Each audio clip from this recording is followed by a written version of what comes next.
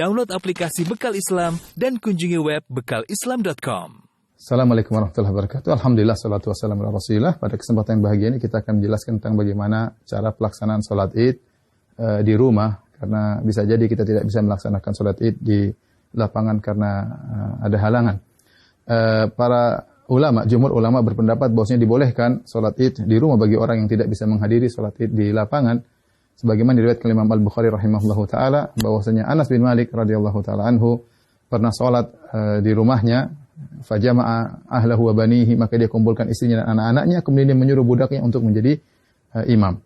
Ini dalil yang dijadikan dalil oleh para ulama bahwasanya boleh sholat id di rumah. Adapun bagaimana cara pelaksanaannya, secara umum pelaksanaannya sama saja. Tidak ada bedanya kita sholat id di rumah dengan sholat id di lapangan. Bedanya kalau di rumah kita tidak melaksanakan khutbah, itu saja. Baik, saya ingatkan kembali bagaimana cara pelaksanaan sholat id. Sebelum sholat id kita disunahkan untuk mandi, ya, yaitu mandi tersebut kita kerjakan setelah terbit fajar agar kita mandi di hari id, ya.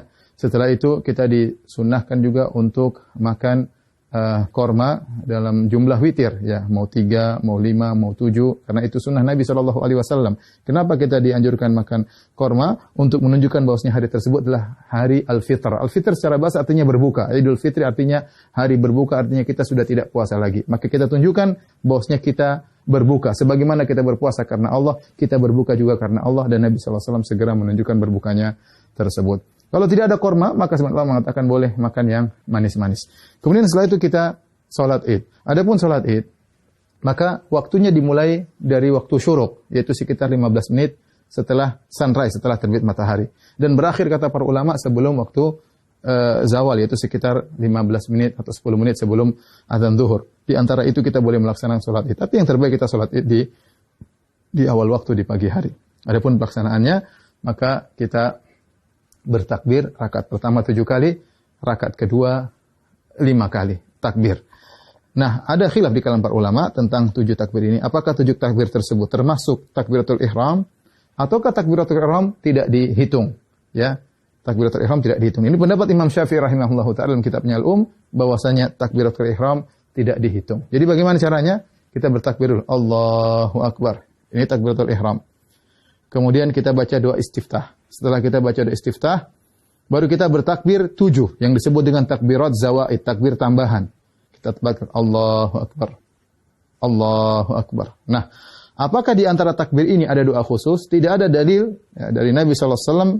Nabi pernah disebutkan membaca sesuatu di antara takbir-takbir tersebut. Oleh karenanya, pendapat mazhab Maliki tidak ada bacaan. Namun sebagian ulama berpendapat boleh membaca sesuatu seperti mazhab Syafi'i. Kita boleh bertakbir, boleh bertahmid, boleh bertahlil di antara takbir-takbir tersebut.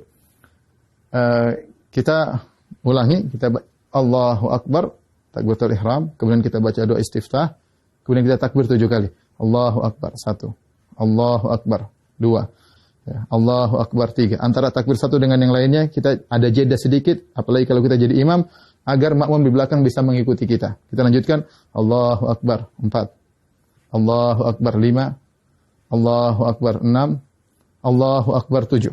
Setelah itu kita ta'awudz, kemudian kita baca Al-Fatihah. Setelah baca Al-Fatihah, kemudian kita baca surat. Nah, surat ini kita bisa baca, disunahkan baca surat Sabbihisma Rabbikal A'la, atau kita baca surat Qaf, ya. Salah satunya sunnah, seandainya seorang baca surat yang lain juga tidak jadi masalah. Setelah kita selesai baca surat, maka kita ruku, Allahu Akbar, ya, seperti biasa. Kemudian kita sholat, sampai kemudian kita pada rakaat, mau naik ke rakaat kedua, tatkala kita sujud, ya, kita sujud, kemudian kita mau bangkit ke rakaat kedua, maka kita bertakbir.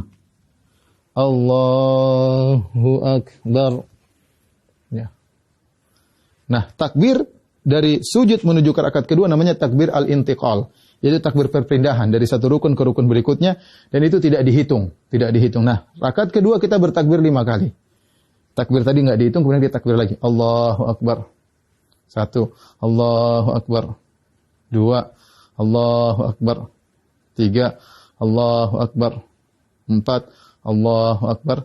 5. Kemudian kita baca Al-Fatihah dengan jahar.